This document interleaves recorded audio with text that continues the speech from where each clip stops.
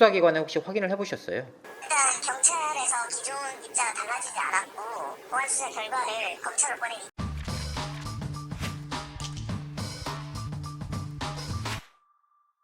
시청자 여러분 안녕하세요.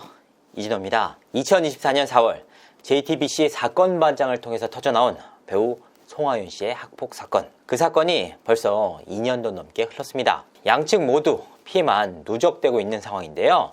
이런 상황 속에서도 두 사람은 여전히 진실 공방을 벌이고 있습니다. 양측의 공방이 이어지고 있는 상황 속에서 최초 폭로자인 오모 씨는 지난 25일 송하윤 씨와 관련한 수사 자료를 공개했습니다. 송하윤 씨가 오 씨에 대해서 고소를 진행했던 허위사실 명예훼손, 협박, 업무방해 등의 혐의가 모두 불송치 결론이 났다는 자료였습니다. 오 씨는 이와 함께 지난 2월 19일에 받은 경찰의 수사통지서도 공개를 했는데요.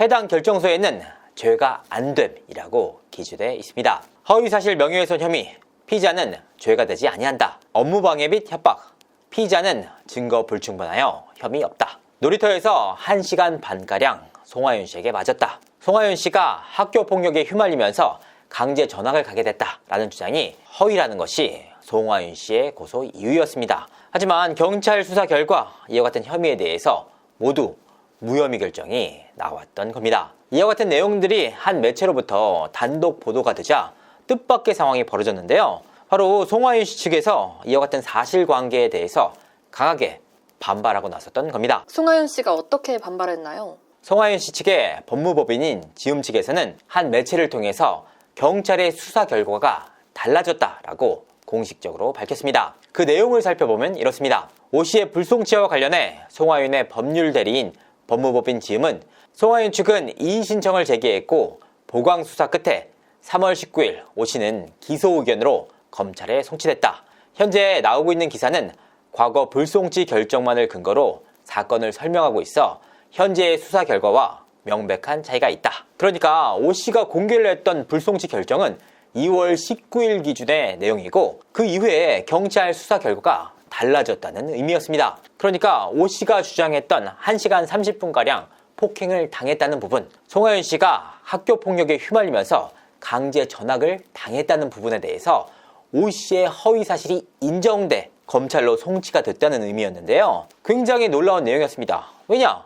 앞서 제가 이승재 변호사님과 함께 이 사건을 다룬 바가 있지 않습니까? 이 과정에서 증거 불충분도 아닌 죄가 없음 결정이 쉽사리 뒤집히지 않는다는 말을 들었는데요. 그래서 의아함을 가지고 이번 사건을 다시 한번 취재해봤습니다. 3월 19일에 이의 신청을 한 게 뭐가 문제일까요? 대체 송하윤 씨 측에서 어떤 핵심적인 증거를 내놨길래 죄가 없음이라는 수사 결정이 혐의가 인정된다는 결과로 달라졌던 걸까? 취재 과정에서 놀라운 내용들을 확인할 수가 있었는데요. 왜냐? 송하윤 씨가 해당 사건에 대해서 이의 신청을 제기한 일이 3월 19일이었기 때문입니다. 만약 송하윤 씨가 2월 19일 이후에 이의 신청을 제기했다면 검찰의 보안 수사 등을 통해서 3월 19일에 기소 의견으로 수사 결과가 바뀌어 송치될 가능성이 분명하게 있습니다.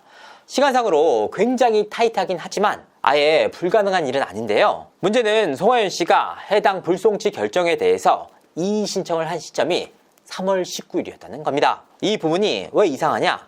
수사 절차상 이의 신청을 할 경우에는 해당 자료들을 자동적으로 검찰에 송치하게 되어 있는 구조입니다. 이를 경찰 일반 송치라고 일컫는데요. 그러니까 혐의 없음으로 결론을 낸 경찰의 수사 자료가 고스란히 검찰로 넘어간다는 의미입니다. 검찰에서는 관련 서류를 확인한 뒤 이 자료에 대해서 보안 수사 명령을 내리거나 아니면 경찰의 판단을 존중해서 해당 사건을 종결합니다. 그런데 검찰은 지난 6월 16일 이 사건에 대해서 보안 수사 명령을 내렸습니다. 그리고 이 사건은 아직도 조사가 진행 중에 있습니다. 그런데 어찌된 일인지 송하윤 측에서는 이 사건이 3월 19일에 기소 의견으로 결정이 변경돼 검찰로 송치됐다고 밝혔던 겁니다. 자, 앞서 말씀을 드렸다시피 경찰의 기소 의견 송치는 경찰의 일반 송치와 완전하게 의미가 다릅니다. 어떻게 다르냐? 경찰 일반 송치는 경찰은 여전히 죄가 없다고 판단을 하지만 상대방 측에서 이의 신청을 해서 어쩔 수 없이 서류만 넘긴 단순 행정 송치냐 아니면 검찰의 보안 수사 명령을 거쳐서 경찰이 법적 판단을 뒤바꿔서 다시 유죄 혐의가 인정된다고 봐서 검찰로 송치한 기소 의견 송치냐? 자, 그런데 생각을 한번 해봅시다.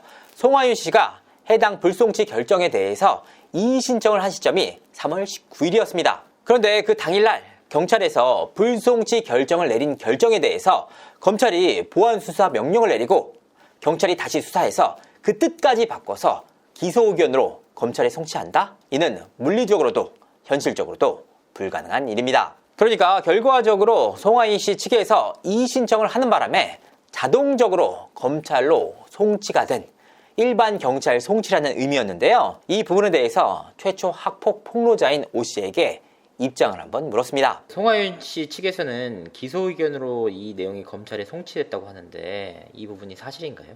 아니요, 사실이 아닙니다. 기소 의견으로 송치가 됐다는 게 이미 경찰에서는 불송치라는 판단이 나왔었고 송하윤 측이 이의 제기를 함으로써 이 결과가 다시 검찰 측에서 판단이 된다는 입장이지 기소 의견이 확실해졌다라는 그런 게 나올 수가 없어요.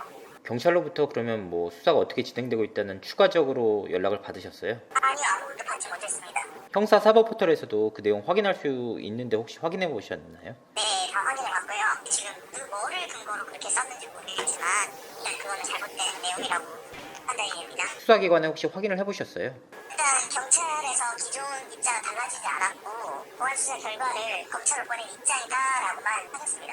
근데 자꾸 이게 사실과 다른 내용으로 반박을 하고 있는데 사실 제보자분도 피해자잖아요. 계속해서 이런 일을 당하시면 좀 어떤 심경이실지.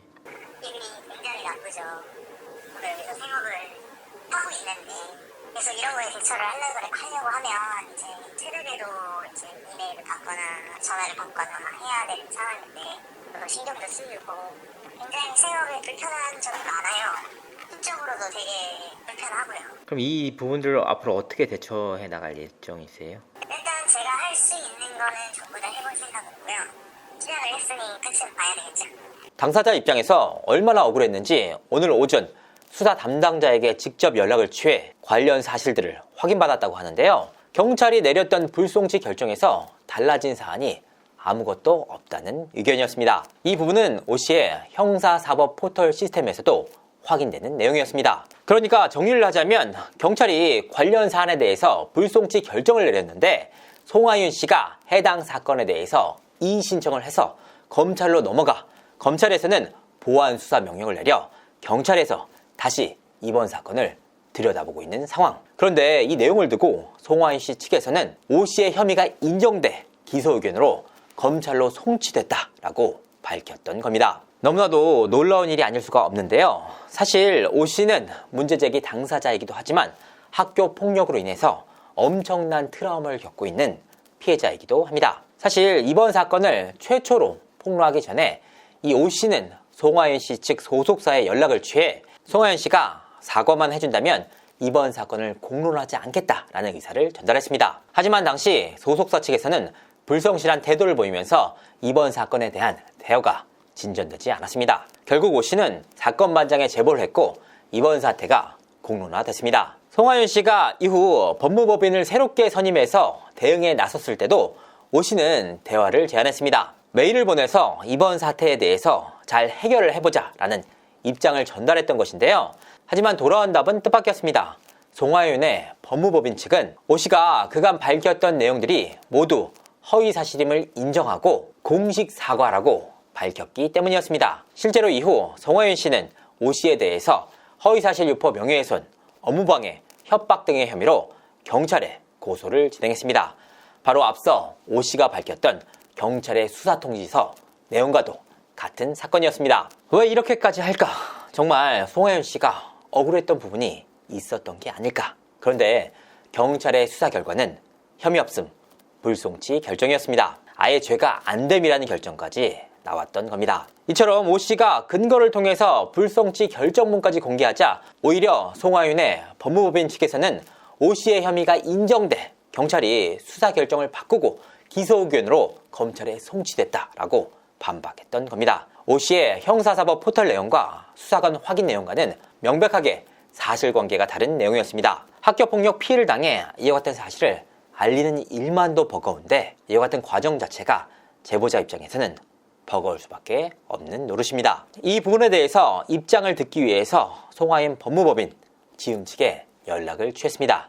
하지만 그 어떠한 답도 회신되지 않았는데요. 이와 같은 일방적인 입장에 따라서 야기되는 문제들, 과연 그에 대한 책임은 누가 지게 되는 것인지 진심으로 궁금할 따름입니다. 이상으로 이진호였습니다. 감사합니다. 주제는 끝났다. 이제 법으로 말한다. 오늘도 공정하고 깊이 있는 법률적 지식을 생생하게 전달해 주실 이승재 변호사님 모셨습니다. 안녕하세요. 이승재 변호사입니다. 자, 오늘은 송하윤 씨 학폭 사건에 대해서 다뤄보려고 하는데요. 이 사안에 대해서 좀 들어본 판이 있으실까요? 이게 꽤 오랜 기간 동안 학폭이다 아니다 이렇게 논란거리가 되어 왔었잖아요. 그래서 관련 기사들은 꼼꼼히 살펴봤습니다. 이 내용이 약 2년 전부터 한 제보자가 사건 반장을 통해서 폭로를 하면서 연예계에서 굉장히 큰 이슈가 됐던 사안입니다. 그런데 이 송하윤 씨의 경우에는 학폭이 전혀 아니다, 억울하다라는 취지로 허위사실 명예훼손 유포 혐의로 해당 제보자를 고소했던 사건입니다. 최근 이 관련 내용에 대한 경찰 조사 결과가 나왔는데요. 바로 무혐의였습니다. 그래서 이 결과에 대해서 변호사님과 직접 이야기를 나눠보도록 하겠습니다. 사실 이 제보자 자체가 미국 국적자였기 때문에 한국에 들어올 이유가 없었거든요. 예. 근데 굳이 이제 송하윤 측에서 계속해서 문제 제기를 하니까 본인의 체류 비용을 다 내더라도 한국에서 조사를 받겠다라고 해서 한국에서 조사를 받았고 그 결과가 올해 2월 달에 나왔습니다. 일단 이 고소장에 대한 주요 쟁점에 대해서 살펴보도록 하겠습니다. 송하윤 씨 측의 주장은 이거예요. 제보자가 네이트판 입장문과 유튜브 인터뷰를 통해서 본인이 강제 전학을 갔다, 놀이터로 불러내서 1시간 30분 동안 뺨을 때렸다라고 주장을 했는데 이 부분이 전혀 사실이 아니라는 겁니다. 그래서 대중들에게 허위 사실을 유포해서 본인의 명예를 훼손했다는 입장이고요. 특히나 본인의 강제 전학 역시 학폭 징계가 아니라 원활한 연예인 활동을 위해서 자발적으로 이루어진 전학이었다고 반박을 하고 있습니다. 그런데 이제 A씨 측에서의 입장은 이렇습니다. 동창생들과 목격자들의 일관된 주장을 확보했다. 송하윤이 다녔던 학교는 학폭 예방 시범학교로서 동일 학군 내 전학은 강제 전학 조치 이외에 설명이 불가능한 교육계 상식밖의 일이다, 이렇게 말씀을 하셨습니다. 근데 이게 강제 전학이 동일 학군 내에서 2회 이상 좀 전학이 불가한 내용들이 있나요? 아니요, 딱 정해진 건 아닌데요. 사실은 고등학생 때 이런 전학이 흔한 일은 아니니까 강제 전학으로 의심이 간다 이렇게 문제 제기를 한 것 같은데 그건 관련 기록이 있을 테니까 사실 기록들을 살펴보면 수사기관에서 금방 확인할 수 있는 문제입니다. 그런데 송하윤 씨 반박도 일리가 있었습니다. 그냥 일방적으로 좀 억울하다라는 차원이 아니라 일단 제보자가 커뮤니티를 통해서 언급했던 8월달, 9월달에는 내가 해당 학교에 재학하지도 않았다. 그렇기 때문에 당사자와 마주칠 기회조차 없었다는 겁니다. 즉 허위사실이라는 내용이었는데요. 더욱이 이 여성이 남성을 1시간 30분 동안 뺨을 때리는 게 사실 현실적이지 않잖아요. 물론 1학년 차이라는 선후배 관계라고 할지라도, 그런데 이 부분에 대해서 제보자가 당시 송하윤 씨는 일진남과 교제를 하고 있었기 때문에 굉장히 큰 위협을 느꼈다. 그래서 어떠한 행동도 하지 못했다는 주장이거든요. 근데 여기에 대해서 송하윤 씨는 일진남과 교제한 사실이 없다라고 반박을 했습니다. 근데 사실 이 부분은 사귀었는지 사귀지 않았는지는 굉장히 입증하기가 어렵잖아요. 네, 그럼요. 이런 부분들도 있었고, 그래서 결과적으로 이런 허위 사실을 통해서 업무 방해를 했다. 당시에 송하윤 씨가 굉장히 잘 나가던 시기였거든요. 그래서 다른 드라마 캐스팅 및 CF 계약, 촬영분 방영 연기, 시상식 수상 취소 등 막대한 손해를 입었기 때문에 업무 방해 혐의로도 고소를 진행했습니다. 협박까지 좀 진행을 했는데요. 일단 송하윤 씨의 법률 대리인이 그 A씨로부터 메일을 받았던 모양이에요. 그래서 이제 A씨가 추가 법적 대응 시 커리어에 타격이 갈 것이다. 합의 요구에 응하지 않으면 폭로를 이어가겠다라는 취지의 초안을 보냈다. 이거 자체가 협박 아니냐. 그래서 총 3가지 혐의에 대해서 고소를 진행했고 이에 대한 결과가 나왔습니다. 일단 이 결과 자체가 저희가 좀 내용들을 좀 확보했는데 피의자는 죄가 되지 아니한다. 이 부분이 허위사실 명예훼손 유포 혐의에 대해서 나온 것 같거든요. 이 죄가 되지 아니한다는 어떤 의미일까요? 무혐의에는 2가지 종류가 있는데요. 죄가 되지 않은 무혐의 처분이 있고요. 증거불충분 무혐의가 있습니다. 통상적으로 고소를 하게 되면 이제 받게 되시는 무혐의는 증거불충분 무혐의예요. 왜냐하면 보통 고소하는 내용 자체는 범죄가 보통 이제 성립하는 걸 고소하기 때문에 그렇다 그러면 실제로는 없는 사실을 증명할 수는 없거든요. 그렇다면 이제 죄가 있는 걸 입증을 해야 되는데 증거들이 아직 모자라다. 보통 이런 처분을 하게 돼 있거든요. 이게 일반적인 무혐의입니다. 죄가 안 된 무혐의는 이것과는 조금 결이 틀린데요. 조사를 해봤더니 아예 이러한 내용의 범죄가 성립할 수 없다. 뭐 예를 들어서 정통마법상의 명예훼손죄에서 조사를 해봤더니 허위 사실이 아니라 진실한 사실이더라. 이러면 이제 그거는 아예 정통마법상의 구성 요건이 안 되는 거죠. 아니면 뭐 정통마법상의 위법성 조각 사유인 공공성이 있다. 이렇게 되면은 이제 그거는 죄가 안 되는 무혐의 처분이 나오게 됩니다. 여기서 제가 좀 궁금한 게 원래 허위 사실 유포로 고소를 했다가도 수사관이 수사를 하면서 사실적시로 혐의를 변경한 경우가 있잖아요. 근데 이 경우도 사실이기 때문에 그 일로 인해서 명예를 훼손당했다라는 주장을 펼칠 수 있을 것 같은데 그냥 아예 죄가 없음이 나왔네요. 이거는 수사 기록을 보고 관련 기록을 봐야지 정확하긴 하겠지만 뭐 높은 확률로는 이제 허위 사실 자체가 아니다라는 아마 수사 결과가 나왔을 가능성이 높습니다. 일단은 이제 고소장 내용을 보면 송하윤 씨 측은 2004년 8월 9월에는 이미 전학을 가고 없었기 때문에 폭행 자체가 물리적으로 불가능하다라고 시점을 좀 강조를 했어요. 최초 제보자가 폭로 글을 올렸을 내용, 그 내용이 좀 잘못됐다는 내용인데 그런데 결과적으로 이 내용이 사실이라면 유죄가 인정돼야 되잖아요. 어떻게 좀 이런 결과가 나올까요? 관련해가지고 보통 이제 고소할 때요, 뭐 무고든 아니면 이제 사실이냐 아니냐도 해당 시기가 정확한 거가 중요한 게 아니라요. 그 전체적인 맥락에서 왜냐하면 과거의 기억들이라는 거는 시기나 아니면 뭐 장소를 완전히 특정할 수는 없거든요. 그래서 전체적인 맥락에서 그게 사실인지 여부를 바라보는 거기 때문에 물론 그 시기에 그 학교에 재학했느냐도 되게 중요한 요소겠지만 그것보다는 뭐 폭행이 있었냐 여부 그걸 아마 수사기관은 중점적으로 봤을 겁니다. 그러니까 이 당시에 제보자는 날짜 공범보다 폭로자, 그러니까 제보자 측에서 동창들과 목격자들의 일관된 진술이 있었다라고 주장을 하고 있습니다. 듣기로도 관련 자료들을 확보한 것으로 알고 있거든요. 그래서 그런 부분들이 좀 주요하지 않았나 싶습니다. 결과적으로 이 명예훼손 사건에서 제일 중요한 게 비방의 목적이 있었느냐, 공익성이 있느냐잖아요. 근데 사실 이 폭로로 인해서 송하윤 씨가 굉장히 큰 타격을 입은 것도 사실이란 말이에요. 근데 이런 부분에 대해서 공익적 목적으로 인정을 받은 뭐 배경 같은 게 좀 있을까요? 이 정통방법상의 허위사실 명예훼손죄, 정통방법상의 명예훼손죄의 구조에 대해서 간단하게 설명드리자면요.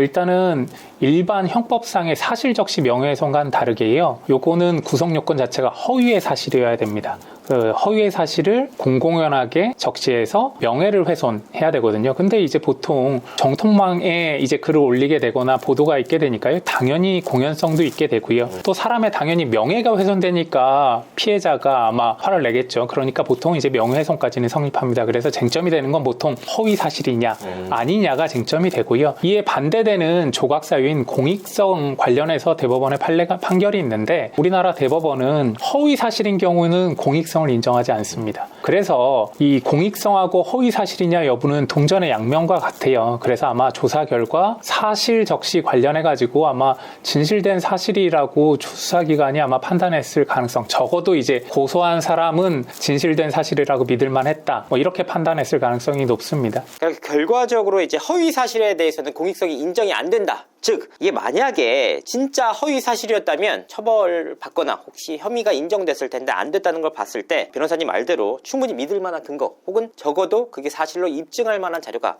있었던 것으로 보입니다. 근데 여기서 또 다른 문제 중에 하나가 이 전학을 두고 서로의 의견이 엇갈려요. 사실 송하윤 씨가 당시로서는 굉장히 이례적으로 동일 학군 내에 2회 전학을 갔거든요. 네. 그런데 이제 송하윤 씨 측에서는 그 전학을 두고 자발적으로 간 거다. 당시 연예인 활동을 했었기 때문에 자유로운 연애 활동을 위해서 전학을 간 것이지 강제 전학은 절대 아니다라고 주장을 하고 있는데 당사자인 그 A씨 입장에서는 아니 어떻게 동일 학군 내에서 2회 전학이 가능하냐? 이거 불가능하다. 그래서 이 부분을 두고도 고소를 했습니다. 결과적으로는 무혐의였죠. 그렇다면 이 비공개 자료를 통해서 확인이 됐다는 의미로 보이는데 사실 왜 이런 말씀을 드리냐, A씨가 관련 사안들을 확인하기 위해서 학교 측에 수차례에 걸쳐서 정보 공개 청구를 했었어요. 근데 학교 측에서는 개인정보란 이유로 공개가 안 됐었습니다. 근데 이 내용들이 본인이 요청을 했음에도 불구하고 안 됐는데 수사기관에서는 확보할 수 있는 자료들일까요? 이 강제전학 학폭 처분 관련해 가지고는 강제전학의 처분의 피해자가 당사자는 아니니까요. 이건 송하윤 씨가 확인하지 않는 이상은 사실 알 수가 없을 거고요. 그러니까 아마 송하윤 씨는 강력하게 이 혐의 관련해 가지고는 뭐 주장을 할 수도 있었을 것 같습니다. 다만 이제 수사기관에서는 아마 확인이 가능한 부분이 있었을 테니까요. 그래서 이 제보자 A씨가 계속 그런 얘기를 했었어요. 송하윤 씨가 너무나도 억울하다면 700원만 있으면 된다. 왜냐하면 제3자가 뗄 수 없기 때문에 스스로 관련 서류를 떼서 관련 내용이 없다고 하면은 입증이 될 거 아니냐라고 했는데 결과적으로는 그렇게 했는지는 확인되지 않았습니다. 다만 이제 그런 서로의 공방이 있었고, 다만 이번에 지금 비공개에서 볼 수 없는 자료에 대해서 말들이 나왔는데, 최초 요청했던 자료들은 학폭징계위원회 회의록, 학교 교육장 결재 문서 또는 강제전학 행정처분 관련 문서, 전학조치 사유가 기재된 진학 승인 문서, 징계기록 보존 여부 확인서, 전출 사유가 포함된 NEIS 전산 로그, 이런 내용들을 진짜 이 폭로자, 제보자분도 보통이 아니에요. 모두 다 요청을 했었는데 결과적으로 이제 개인정보란 이유로 반려가 된 것 같습니다. 그래서 결국 직접 본인이 조사를 받으러 왔고 결국은 혐의 없음 처분을 받았다. 근데 여기서 또 다른 쟁점이 하나가, 사실 A씨가 아까 또 말씀드렸다시피 미국 국적을 가진 인물이기 때문에 한국에 들어올 이유가 없었거든요. 그런데 제가 알고 있기로는 이분이 웬만하면 좀 잘 합의로 넘어가자, 이렇게 메일도 보내고 초안도 보내고 서로 이제 이야기를 나눴던 것으로 보여요. 근데 송하윤 측 법률 대리인 측에서 지명수배, 수사 중지 상태였는데 지명수배라고 표현을 하면서 이분이 굉장히 좀 화가 났어. 내가 한국에 들어오겠다. 이렇게 진행이 된 사건이거든요. 그렇다면 수사기관에서 이 내용에 대해서도 무혐의 결정을 내렸는데, 그럼 고의로 회피한 게 아니라는 점을 좀 인정했다는 의미일까요? 협박으로 아마 고소를 했을 텐데요. 그런 이메일 관련해 가지고요. 아마 협박 해악의 고지가 있어야 되는데 해악의 고지에 해당하지 않는다. 아마 이렇게 판단을 했을 것 같아요. 이메일 내용이나 전체적인 상황으로 봐서는 서로 간의 당사자 간의 분쟁이 있는데 더 이상 분쟁을 키우지 않았으면 좋겠다라는, 뭐 예를 들어서 사실의 통지 내지는 뭐 얘기이지, 이걸로 뭔가 상대방이 두려움을 느낄 정도의 해악을 고지하지는 않았다, 이렇게 판단을 했을 것 같고, 사실은 이 부분에서 제가 이제 조금은 안타까운 점은 송하윤 씨 측의 법률 대리인의 사실은 이 법률 대응이 이거를 사실은 협박으로 고소를 하게 될 경우에 이제 상대방이 나올 수 있는 태도, 상대방이 취할 수 있는 조치는 사실은 굉장히 한정적이거든요. 그러면 사실 이렇게까지 상대방을 궁지에 몰아서 꼭 이 무혐의 처분까지 받게 만들어서 그런 내용까지 공개되는 게 과연 이제 송하윤 씨 의뢰인, 자신의 의뢰인에게 좋은지는 좀 의문입니다. 그러면 어떤 식으로 좀 대처를 하면 좋았을까요? 만약에 아마 법률 대리인이라고 하면 상대방하고 사실은 송하윤 씨 입장에서는 이러한 문제 제기나 이게 계속 커질수록 본인한테 유리할 게 전혀 없는 상황이잖아요. 사실은 보통은 이면에서 뭐 적절한 선에서 합의를 하거나 상대방과의 분쟁을 종료시키는 게 이제 잃을 게 더 많은 우리 의뢰인, 본인의 이제 대리인을 위하는 거일 텐데, 사실은 상대방을 이렇게 궁지에 계속 몰아가지고 끝까지 법적 싸움을 하는 게 과연 송하윤 씨의 의사였는지 법률 대리인의 의사였는지는 좀 의문입니다. 이제 법률 대리인이 항상 생각을 할 때 보통 어려서부터 이제 법 공부를 하다가 이제 법으로 답을 맞추는 연습을 많이 하게 되거든요. 그러다 보면 이제 변호사가 어떻게 보면 이런 현학적인 솔루션에 집착하게 되는 거예요.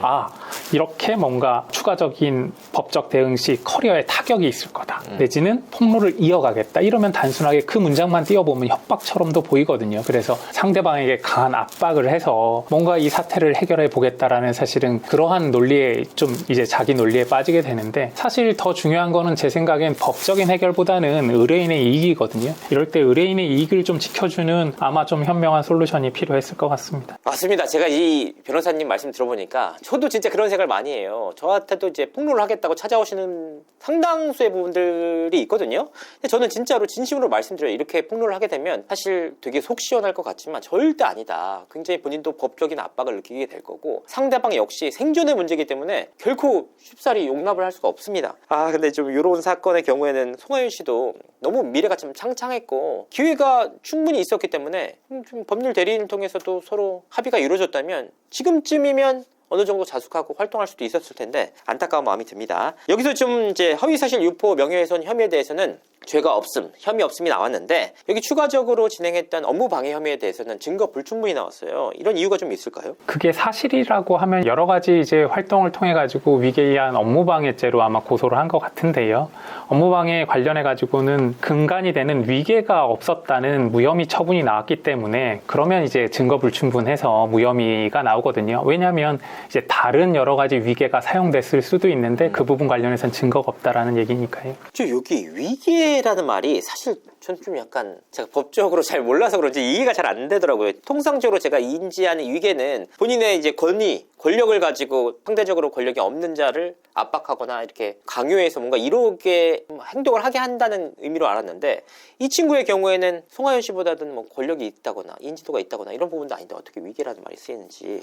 이 업무방해는요, 행위 태양이 위력 또는 위계가 있거든요. 위력 같은 경우는 뭐 폭행 협박이죠. 쉽게 말해서 폭행 협박이거나 아니면 거부하기 어려운 오히려 이제 상급자의 압력, 뭐 이걸 오히려 위력이라고 할 수 있을 거고요. 네. 위계는 말 그대로 속이는 겁니다. 오히려 사기에 가깝다고 보시는 게 맞을 겁니다. 그래서 만약에 이 사건 반장이라는 걸 통해 가지고 허위 사실이었다면 허위 사실을 폭로해서 뭔가 송하연 씨 관련해서 업무 관련해서 방해 행위가 있게 되면 이거는 위계에 의한 업무 방해가 성립하는 건 맞습니다. 폭로자인 A씨는 입장문을 통해서 송하연 씨의 고소가 계속될 경우 무고죄로 맞대응하겠다고 이렇게 밝힌 바가 있었어요. 근데 결과적으로 불송치, 혐의 없음, 죄가 없음 결정이 나왔잖아요. 이럴 경우에는 무고죄로도 좀 역고소가 가능한가요? 무고죄 고소가 가능할 수도 있을 것 같은데요. 사실은 관련해가지고 이제 해명한 게 객관적 사실에 반하는지는 한번 따져봐야 될 것 같습니다. 이 전학처분 관련해서는 사실 송하연 씨밖에 모를 텐데요. 이 전학처분 관련해가지고 만약에 진짜로 강제전학이었는데도 불구하고 강제전학이 아니다라고 허위 사실을 얘기하면서까지 만약에 고소를 했다 그러면 객관적 사실에 이건 완전히 반하는 거잖아요. 그럴 경우에는 무고죄가 성립할 수도 있습니다. 결국 이 불송치 이유서 같은 내용들에 다 담겨 있을 것 같은데 그거는 이제 아직 확인이 안 됐다고 합니다. 왜 확인이 안 되느냐? 송하연 측에서 불송치 결과가 나온 이후에 직후에 이의 신청을 했다고 합니다. 그래서 지금 검찰에서 조사가 진행 중인 것으로 파악되고 있거든요. 이 사건이 그러면 경찰이나 검찰 조사를 통해서 뒤집힐 가능성도 있습니까? 검찰에서요, 이의 신청 을 하는 경우에 이제 받아들이는 경우도 있고 실제로 뭐 저희가 받아내는 경우들도 있긴 하는데 통상적으로 이제 죄가 안 된 처분까지 나온 경우에 있어서 뒤집힐 확률 자체는 사실 좀 적은 편이고요. 두 번째로는 이 사안 같은 경우 수사기관이 실수를 했어야 되는데 수사기관도 이렇게 언론에 보도되고 주요하게 몇 년씩이나 다뤄왔던 사건은 사실 꼼꼼하게 검토를 했을 가능성이 높아서 뒤집힐 가능성이 높다고 보기는 어려울 것 같습니다. 다만 뭐 이거는 추정에 불과하니까요. 아마 검찰 조사를 지금 지켜봐야 될 것 같습니다. 죄가 안 된 결정을 받았는데 뒤집힌 경우 보셨습니까 혹시? 예, 받아낸 경우가 있습니다. 저희가 받아낸 경우가 있는데요. 네. 왜냐하면 경찰이 이제 법리 적용을 잘못해가지고 죄가 안 된 처분을 했는데 저희가 검찰에 이의 신청을 해가지고 뒤집은 경우는 있습니다. 다만 이제 이 사안 같은 경우는 법리가 그렇게 복잡한 사안은 아니어서요. 관련해가지고는 이제 경찰이 뭐 적정하게 보통은 이제 경찰의 수사 역량도 많이 올라가가지고 했을 거라고는 보이는데 뭐 최종적으로는 이제 검사가 판단할 테니까요. 검사의 판단 한번 봐야 될 것 같습니다. 네.